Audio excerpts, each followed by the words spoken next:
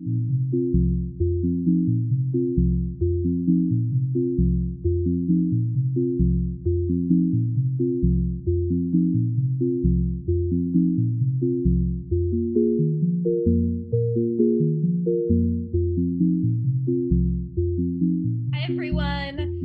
to Austin Creative Alliance's Artist Happy Hour. This is the very first one of a series of conversations that we are going to have with artists around certain topics. This week is parenting, art, and life in the time of COVID-19. We are joined by some amazing artists who have all very distinct artist practices, and they also happen to be parents. So I am going to let them all introduce themselves. Hi, I'm Huang. I do theater and film here in Austin, Texas. I have one daughter, she's 9 years old, and I also work remotely. Hi, I'm Juan Villegas. And I'm Rosemary Allen. And we're both painters. We've been in Austin for about 6-7 years now. Yeah. And the little one is 5. Her name is Camilla. And she is actually in the other room working on some homework assignments. So here we are. My name is Chyna Smith, and I am the founding artistic director of Ballet, Afrique. I own a studio here in Austin, and I am from Austin. And I have 2 children. I have a daughter who is 12 and a son who's 13. Awesome. So this is in support of also Austin Creative Alliance's Artists Emergency Relief Fund. This is a fund that we created to help out artists who are facing food insecurity, medicine insecurity, or housing insecurity right now. So if you know of anybody who is in need of that, you can go to our website, austincreativealliance.org/emergency. And it's a very easy questionnaire that people can fill out. And also if you know people that could donate to the fund, we are trying to be an immediate source for people who need help right now. And also I want to say that we are coming to you live with production help from Make Every Media. You can find out more information about them at makeeverymedia.com. So how are you all doing? We're doing well. I feel like we've been trying to stay healthy and take care of ourselves at home. I think the first week was really rough because South by Southwest got canceled and we had show openings planned, and so it was just really disappointing. And then what do we do with Camilla? But now I feel like we're in a little better flow and it feels better now. Yeah, definitely. I'm feeling, this has actually been my first week of feeling normal. I am one of the few that caught this virus very early. I feel like I have a different way of looking at it now, a lot of hope, and better understanding of how it works. And so, yeah, today is my first week of feeling normal. Chyna, when you say you caught the virus early, like you had the virus. I had the virus. About a week before this lockdown, I was in a car accident and I needed to go to the ER. And so I believe that that's probably where I contracted it. Oh. And it's okay. But so, yeah, I have been ground zero with this whole thing. Yeah. Can I ask what your experience was with the virus? So the first couple of days, I just had this, not a sore throat, but a feeling of, Bear, come get Tony, a feeling of tightness in my throat. After that, I started feeling feverish, but I never had a fever. I just had night sweats, and I kept taking my temperature, and I didn't actually have, thank you, baby. I didn't actually have a fever. I had a lot of shortness of breath. I think a few nights I was just crying like I'm gonna die. I was just so sure I was gonna die. It was just more of a feeling that I'd never felt before. Like I'd rather have this than the flu any day from my own personal experience. It didn't knock me out. There were certain days that I woke up and I was like, I feel great. And then the very next day, I just feel that tightness in my chest. I've been trying to do, and even still, when I talk a lot, I still feel like I'm gonna cough. But your kids never caught it. As soon as I felt that because I parent separately, they went with their dad. My daughter did have some symptoms. She was coughing a little bit. She never got tested, but it seemed to just roll right off of her. Yeah. Well, that's really, good. Yeah. Christine, how have you been doing? I've been so busy because people and their deadlines aren't stopping for me. And they're not stopping for this. So I still have work and I still have bosses that demand things. Some bosses who work from home, some bosses who don't have the same challenges of parenting while also trying to work in the same house. The artistic stuff, things are still developing and there are still deadlines that I didn't expect we would have deadlines. So in that way, there's a structure and there's a distraction to things. My daughter gets up for school. She has to log on at 8:15 and then classes start at 8:30. My bosses are also emailing me at 8. I had a meeting this morning at 8:30 and I got notice of it at 8. I was like, dang, nobody, it's, so I still feel like I have a lot of demands to meet. If I panic, I go in the bathroom and I cry, I get over it and I have to go get back to work. Would you say that Chyna and Juan and Rosemary, that you all are feeling busier than normal, or have things relaxed for you more than normal? I feel like for us, I guess for me, I had some commissions lined up through March and April, and none of them fell through. So I've stayed working, painting. The only things that got canceled, we had a bunch of events during South by Southwest, and all that got canceled. We had a couple of show openings at a new place called Tree Garden, and Art for the People had a show opening here in May, and all that's getting either postponed or canceled. But thankfully, thanks to commissions, we've been able to stay afloat. And I feel like we've just been doing things to keep busy. Like, what can we do that's all entertaining for us? Like, I started sewing just to do something other than painting that we can all enjoy, that takes our mind off of things. Yeah. We took up gardening heavily the past few weeks. We have a vegetable garden going, and kind of all those things that were in the background that we thought about, oh, it'd be nice to do that, but we're so focused in the moment on the next show. It was kind of well, we don't know when the next show is going to be, so maybe we can slow down and do other things, other creative projects. Definitely. Chyna, how about you? Hello? Hey, you're frozen a little bit. But can you see me? I mean, can you hear me? I can hear you, yeah. Okay, great.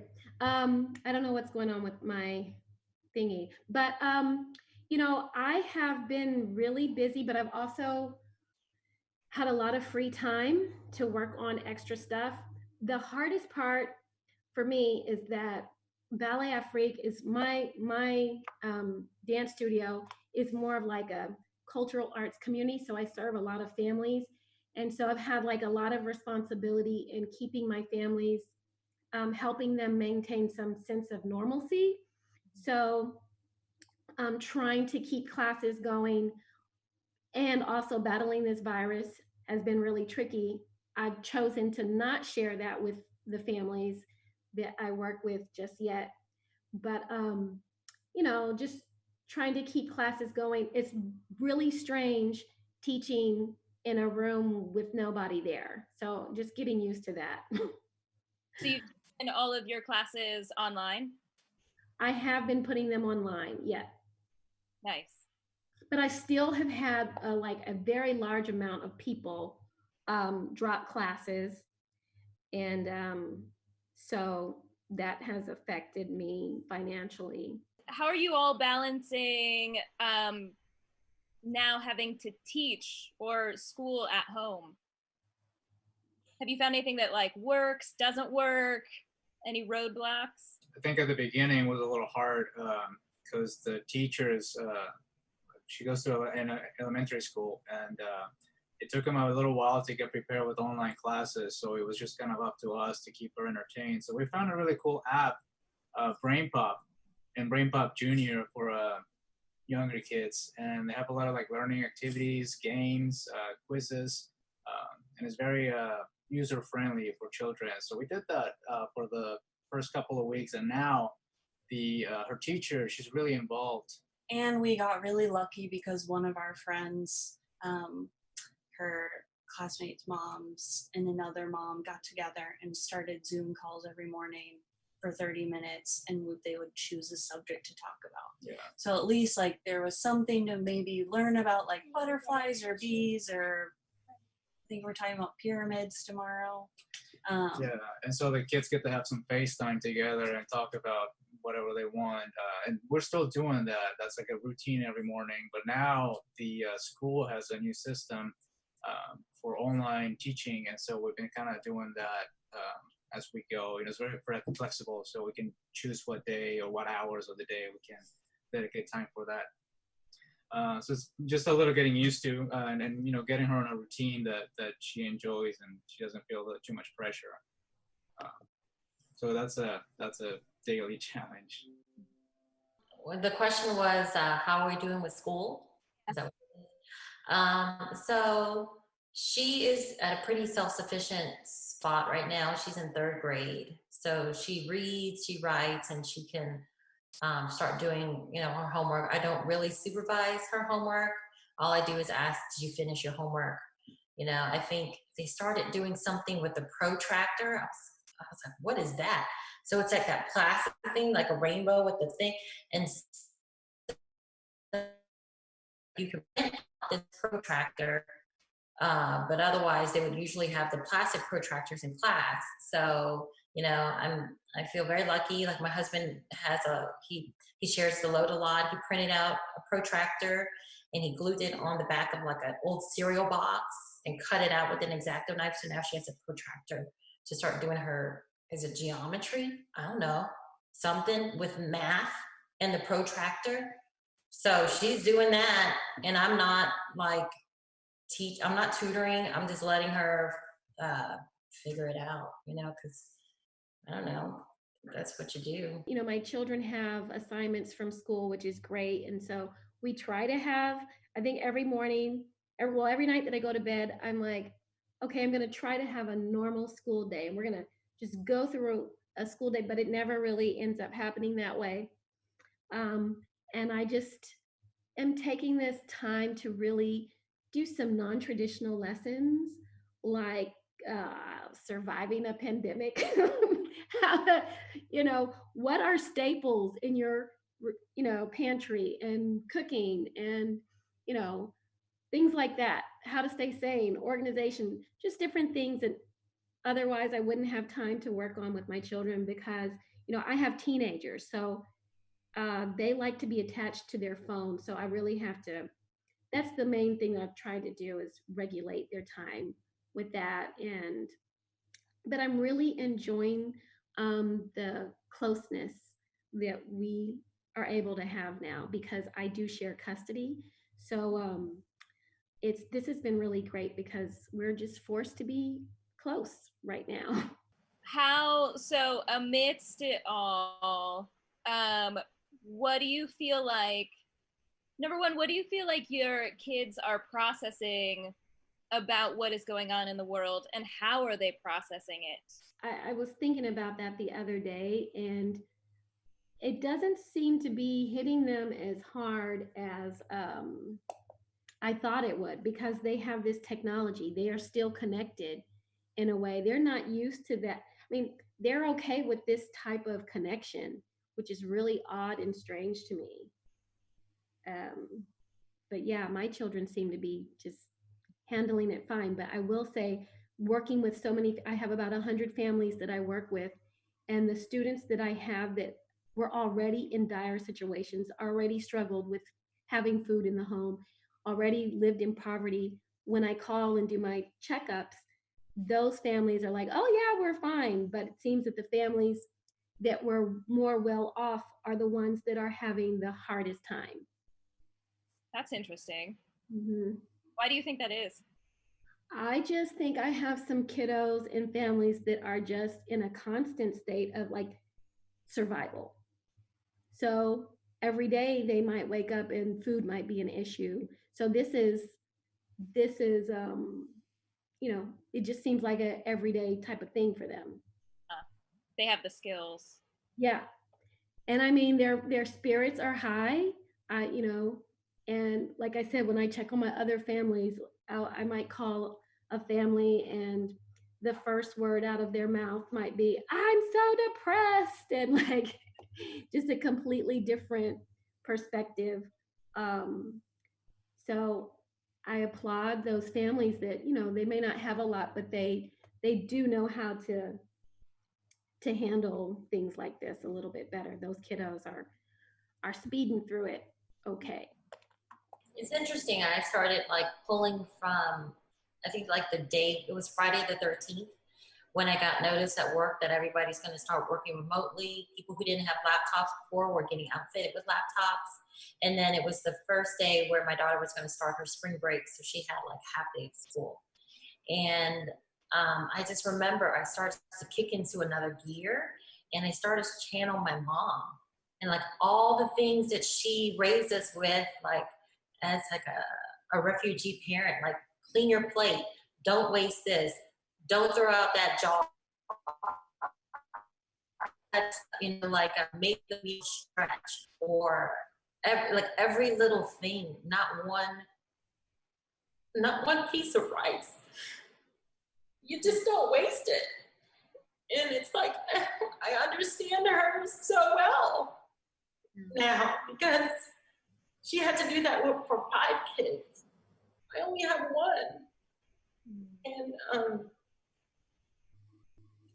she made it through. So we're gonna make it through too. But I understand her, and it took a pandemic for me to be fully in, not her shoes, I'd say like one shoe, to get what she went through in those refugee camps. Just a taste of it, not the full thing. I'm still very privileged. So really, really thankful. I think she's been enjoying that she doesn't have to go to school every morning. That's for sure. I don't think she can like grasp like how big the issue is. But she's been very flexible, and she's been really. We've been kind of like shifting more into like, well, let's learn how to do more chores at home, and let's learn how to garden. It was more practical learning. And that's worked out so far for us. And I think it was probably less of a transition because last year she was home with us before she started kindergarten anyways. So we're like kind of went back to some of that routine of like how we spent our days. And we have always been pretty strict with our budget anyways, and food, and we like to cook, and so I feel like our diet really hasn't changed. Like we've just had more time home together. So it's. Yeah, and I definitely feel what you say about like not wasting any food. Like I was raised the same way. Like I was raised in Colombia and South America with my mom, and like my mom was always like, we don't have any dogs. No, you know, you can't leave any leftovers. We save them. Like we eat every, you know, like the last of every grain of rice. You know, like you can't be wasteful. And you know that's in here. So like now it's a good time, and you know American culture is, you know, let's just be honest, is very wasteful. So like this is teaching us how to you know take a step back a little bit, and I really see like all the areas that we're taking for granted that, you know, that's not the case anymore. So are you guys feeling creative during this time? Yeah, we have. Yeah, I think like having a the 5-year-old around, like, just kind of obligates you to stay creative. Just with our work, and then finding activities and like finding stuff to keep us entertained. I really like just like nurtures that creativity, in my opinion. Yeah, I've been like sewing little creatures. I'll get them. Yeah, go get them. I'll show the rose one. So yeah, besides the commissions that I've been working on, Camilla is very artistic too. So like we all have chunks of time during the day that we like all go paint in the studio, or like we'll have a bunch of coloring sheets and we start making collages or whatever. Rosemary's really good at sewing, and we've been making We made things to make us happy out of scraps and like old pillows. Just like, what do we have that we could do together that's fun? Yeah. And then we made a mushroom man. He's so big and he can't even He can't really hold his head, but you know, that's what. So yeah, it's an interesting shift, because now we're like living creatively. Like, what can we do today to stay entertained and stay positive, and just keep nurturing like her brain too, with fun activities, but also like some learning, involved. Yeah, we're trying to stay away from like TV and screens. Like the learning games are good, and watching a show every now and then is good, but we're trying not to give in to the TV. Yeah. Rosemary, are you making masks by any chance? I haven't, but I've been told by people that I should, and I found some elastic that I had, so I was thinking about doing that. Okay. Because maybe I can commission 3 masks for my family. yeah, for sure. It's pink elastic, but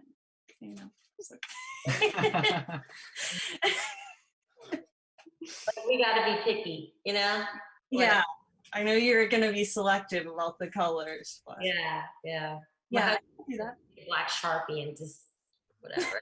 I don't care. We are not selective with and we watch TV and we let her play her games with her friends, and they figured out technology way better than I ever had. They have Google Hangouts or Zoom or whatever in the background. They minimize that screen and then they blow up the online game screen, and so they're talking to each other as they play. And last night they're like talking smack to each other as they're playing this game. And she said that she has more play dates now than she ever did before the shelter in place. And I think a lot of the things that we're gaining is we're gaining sleep because we don't have the commute. I would think I was on the road 2 hours a day sometimes. Maybe an hour in the morning to drive her to school, drop my off, and then go to work for myself downtown.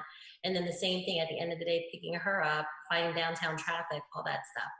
So we, when we get back to, resurface, if we really need to go into the office that much, like my office culture is very FaceTime culture. It took a pandemic for my boss to allow us to remote work, and we are working hard. And maybe after this is over, we can keep some of this, because I kind of like not being on the road so much. What do you hope is on the other side of this, outside of possibly remote working more? A more sustainable culture, less consumerism. We just don't need it. I don't touch my closet. I touch this much of one drawer of clothes, and I reuse the same cotton clothes. I don't use any of the other stuff that and buying what you need and consuming that food until it's gone, and then you buy new fresh stuff. And like y'all said, gardening, getting back to the land, walking. I don't have to go and do all these expensive gyms and bust out my hip. I could just walk and listen to podcasts. Just simple things. And washing your hands was always a good thing. Yeah, I really hope that there's like this new awakening and appreciation and admiration for the arts. I think that for a lot of people, even if you're not an artist, to some capacity, arts have pulled us, are helping us pull through this. Whether it's turning on the music and dancing or drawing, we're all having to tap into our inner artist somehow to get us through this. So I'm hoping that we all can use this time to put together some really amazing projects, and I'm hoping people will be ready to buy lots of tickets to events. Yeah, I definitely feel that this quarantine is making people realize what's really important in our lives. I think like we're all kind of noticing how much the system does not work, and like we're just seeing it cracking everywhere. And I think this is gonna make people understand like we don't have to be at work for 8 hours. Most of us can work from home. Just priorities in life are becoming more clear in people's scopes. So I'm hoping that everybody's seeing that, like how much the system is not working for us, and how we have the power to change that. And how precious our relationships are. Yes. I've talked on the phone to people that I haven't talked on the phone to, and like just realizing how much I miss seeing friends. I think that people are going to appreciate the people in their lives a lot more. And, That's right. And hopefully just appreciate everything like food and more quality time with your loved ones, you know, like kids are not in school for 8 hours, we're not at work for 8 hours, and then there's like this little chunk of time for family time. Now it's like we're all in this together 24/7. I feel like we've had more time to actually be friends and less time of like, we need to get this done, now we need to go here, now we're doing this, and now we're doing this, and why can't you, like, that's a lot for little kids or anybody. Like, now you have time to just be. Yeah.